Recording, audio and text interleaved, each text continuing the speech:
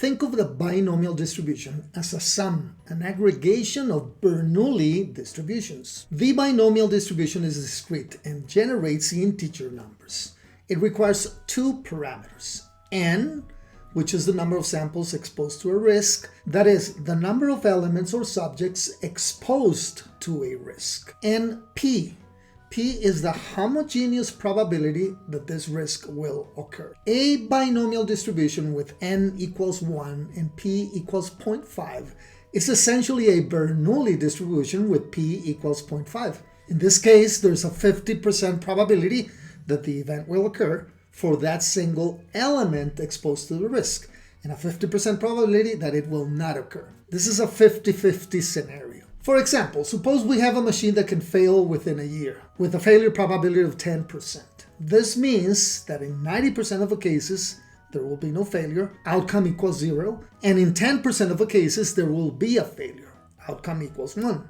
What happens if we have two machines? This is where the parameter n, the number of elements exposed to the risk, comes into play. If n equals 2 and the probability of failure is p equals 0.1, then in 81% of the cases, there will be no failures, 0 failures. In 18% of the cases, there will be a single failure, 1 failure. And in 1% of the cases, both machines will fail, 2 failures. Now, if we increase n to 10 machines, all with a failure probability of p equals 0.1, 10%, we obtain a binomial distribution with approximate results.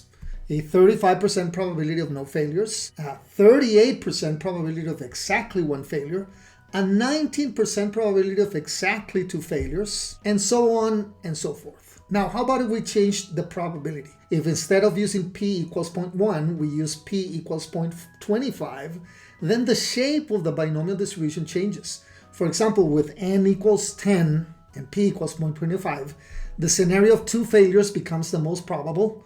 It's the model phenomenon with a 28% probability. There's a 25% probability of exactly 3 failures. And the probability of 6 failures among the tame machines is approximately 1.6%. The binomial distribution is highly flexible and powerful when working with homogeneous groups of elements that share the same risk probability. Some examples include workplace accidents. If you have a team of 20 workers, each one of them with a 5% probability of having an accident, this can be modeled with a binomial distribution. Project suppliers or vendors, for 30 suppliers, each with a 20% probability of going bankrupt, the binomial distribution helps calculate cumulative probabilities. An ATM network. If you manage 25 ATMs on a network, each with a 5% probability of damage or theft, the binomial distribution models the probabilities of various incidents. Therefore, the binomial distribution can be thought of as an aggregated sum of Bernoulli distributions. It is a fundamental tool for risk management when dealing with multiple elements exposed to the same type of risk and with the same probability of occurrence.